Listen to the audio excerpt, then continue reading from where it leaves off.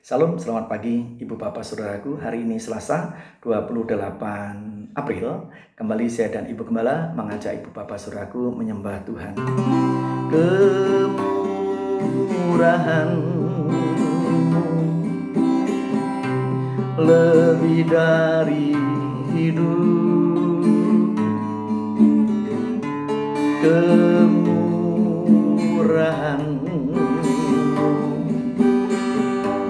lebih dari hidup, maka lidahku memuji Engkau, sebab kemurahan-Mu lebih dari hidup. Kita berdoa. Bapa, kami menikmati kemurahan lepas kemurahan dari hari lepas hari. Sekarang dalam kemurahan-Mu, kami membuka hati untuk belajar firman-Mu. Berfirmanlah, kami siap untuk mendengar. Dalam nama Tuhan Yesus, kami mohon pimpinan sepenuhnya. Haleluya. Amin. Ibu Bapak Saudaraku, mari kita membuka firman Tuhan dari kitab Keluaran pasal yang kedua. Demikian bunyi firman Tuhan ayat 11 sampai yang ke-15. Pada waktu itu ketika Musa telah dewasa, ia keluar mendapatkan saudara-saudaranya untuk melihat kerja paksa mereka. Lalu dilihatnyalah seorang Mesir memukul seorang Ibrani, seorang dari saudara-saudaranya itu. Ia menoleh ke sana sini dan ketika dilihatnya tidak ada orang, dibunuhnya orang Mesir itu dan disembunyikannya mayatnya dalam pasir. Ketika keesokan harinya ia keluar lagi, didapatinya dua orang Ibrani tengah berkelahi. Ia bertanya kepada yang bersalah itu, "Mengapa engkau pukul temanmu?" Tetapi jawabnya, "Siapakah yang mengangkat engkau menjadi pemimpin dan hakim atas kami? Apakah engkau bermaksud membunuh aku, sama seperti engkau telah membunuh orang Mesir itu?" Musa menjadi takut sebab pikirnya, tentulah perkara itu telah ketahuan. Ketika Firaun mendengar tentang perkara itu, dicarinya ikhtiar untuk membunuh Musa. Tetapi Musa melarikan diri dari hadapan Firaun dan tiba di tanah Midian. Lalu ia duduk-duduk di tepi sebuah sumur. Ibu bapak saudaraku yang kekasih di dalam Tuhan, dengan ketaatan yang lembut, Allah akan memimpin umatnya dari tanah perbudakan Mesir menuju tanah perjanjian Kanaan, bukan dengan emosi yang tak terkendali. Itulah sebabnya Allah harus memproses terlebih dahulu calon sang pembebas agung yang bernama Musa ini. Ibu bapak saudaraku yang kita ketahui dari pembacaan ini, yang pertama adalah Musa orang yang lekas naik darah. Perhatikanlah ibu bapak saudaraku ayat 11 tadi. Musa sisi positifnya adalah langsung menempatkan diri di dalam tanda petik barisan bangsanya, Ibrani, Israel. Itulah sebabnya ketika ia melihat orang Mesir memukul orang Ibrani yang pada waktu itu dipekerjakan secara paksa, Musa langsung naik darah.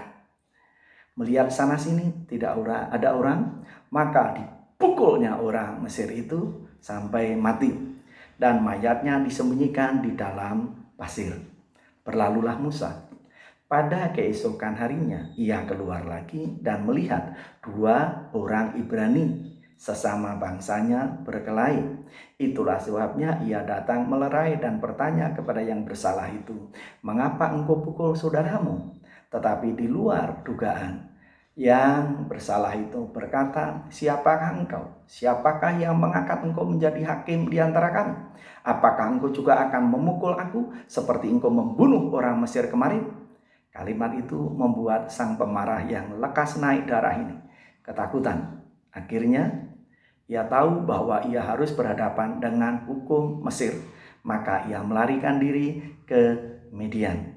Ibu bapak saudaraku yang kekasih, tempat yang dipilih adalah duduk di tepi sumur. Mengapa memilih di tepi sumur? Karena sumur pada waktu itu, Ibu Bapak Saudaraku, merupakan pusat kehidupan sosial. Mari kita tarik pelajaran sampai di sini, Ibu Bapak. Sekali lagi, kemarahan yang tidak terkendali tidak akan pernah melahirkan kebenaran sekecil apapun juga di hadapan Tuhan, seperti yang ditulis dalam Yakobus 1 ayat 20. Oleh sebab itu, belajar mengendalikan diri itu baik sekali. Dan Allah mesti membentuk sang pembebas yang lekas naik darah ini selama 40 tahun. Lalu yang kedua, sang pembebas yang lekas naik darah ini, Ibu Bapak Saudaraku, yang kita baca tadi, mengamankan diri ke Midian. Mari kita baca ayat selanjutnya. Di sana, Ibu Bapak Saudaraku, dikatakan, adapun imam di Midian itu mempunyai 7 anak perempuan. Mereka datang menimba air dan mengisi palungan-palungan untuk memberi minum kambing domba ayahnya. Maka datanglah gembala-gembala yang mengusir mereka. Lalu Musa bangkit menolong mereka dan memberi minum kambing domba mereka. Ibu Bapak Saudaraku, sisi positif yang lain, Ibu Bapak Saudaraku, dari sang pembebas yang sedang mengamankan diri ini, Ibu Bapak Saudaraku yang kekasih, adalah menempatkan diri sebagai pembela yang tertindas. Ia melihat ketidakadilan di mana 7 perempuan gembala domba yang datang lebih dulu menimba air dan mengisi palungan untuk memberi minum domba dan kambing mereka diusir oleh para gembala lelaki yang datang belakangan. Musa melihat bahwa ini mereka para penindas yang harus dilawan. Musa melawan dan menang. Dan akhirnya ia menimba banyak-banyak air, mengisi palungan sampai domba dan kambing dari 7 gembala perempuan ini minum sampai kenyang. Ibu Bapak Saudaraku, dari sana kita menarik pelajaran bahwa Allah memang sedang menyiapkan secara diam-diam dalam watak dan perilaku pekerjaan seumur hidupnya, yakni membebaskan budak-budak atau orang yang tertindas. Ibu Bapak Saudaraku yang kekasih di dalam Tuhan, Musa dipersiapkan oleh Allah sedemikian rupa sampai 40 tahun. Dan akhirnya Alkitab mencatat Musa sebagai pribadi yang memiliki kelembutan hati yang tiada tara. Bilangan 12 ayat yang ketiga.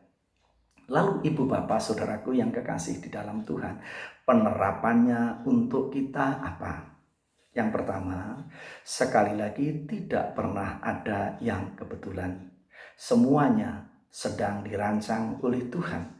Sekalipun awalnya merupakan langkah-langkah kita yang keliru.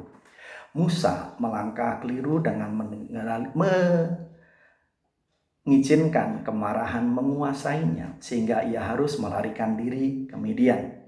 Itu pun masih dalam kontrol dan kehendak Tuhan. Karena di Midian dia diketemukan dengan orang tua dari 7 gembala perempuan tadi yang bernama Rehuel, yang pada kesempatan lain dikenal sebagai Yitro, yang adalah keturunan Abraham dari pihak keturah. Sehingga Allah yang disembah, Yitro atau Rehuel, sama dengan Allah yang disembah, Musa. Cara Tuhan mengatur luar biasa. Untuk itu Ibu Bapak Saudaraku, kita meyakini bahwa Allah saat ini sedang bekerja mempersiapkan Ibu Bapak, saya dan saudara untuk menjadi kepanjangan tangan Tuhan di hari-hari mendatang untuk kemuliaan Tuhan. Yang pertama, mari kita mensyukuri dalam saat-saat sulit ini. Kita tinggal di rumah. Walaupun terkadang tergodai untuk jenuh dan bosan. Dalam kondisi seperti itu, yakini bahwa Allah sedang memproses kepribadian kita.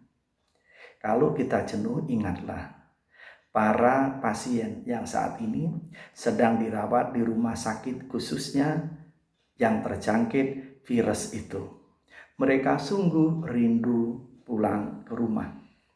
Bayangkanlah para dokter maupun perawat yang memakai pakaian pelindung diri itu. Panasnya kayak apa? Dan betapa rindunya mereka untuk pulang ke rumah. Bayangkanlah juga ibu bapak saudaraku, mereka yang terpenjara. Mereka yang tidur di lantai yang dingin dan di balik terali besi. Betapa rindunya mereka pulang ke rumah. Jadi kalau ibu bapak saudaraku saat ini ada di rumah, bukankah itu berkat yang tersendiri?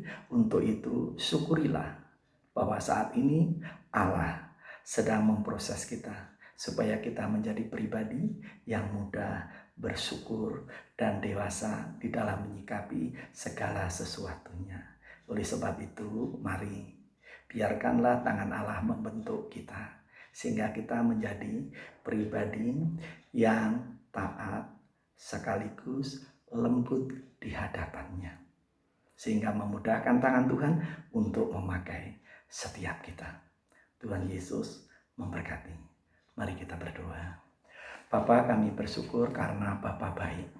Kami belajar bahwa Engkau yang mempunyai rencana untuk membebaskan umat-Mu Israel dari tanah perbudakan, bukan melalui kemarahan maupun emosi yang tidak terkendali, tetapi melalui ketaatan yang tulus dan lembut. Untuk itu kami mensyukuri cara Allah bekerja memproses sang pembebas ini. Dan kami tahu bahwa Allah juga sedang memproses setiap kami supaya kami boleh memiliki hati yang seperti dimiliki Musa, yakni taat dan lembut. Sehingga kami semakin mudah dipakai oleh Allah menjadi saluran berkat-Mu pada hari-hari ini dan hari-hari mendatang.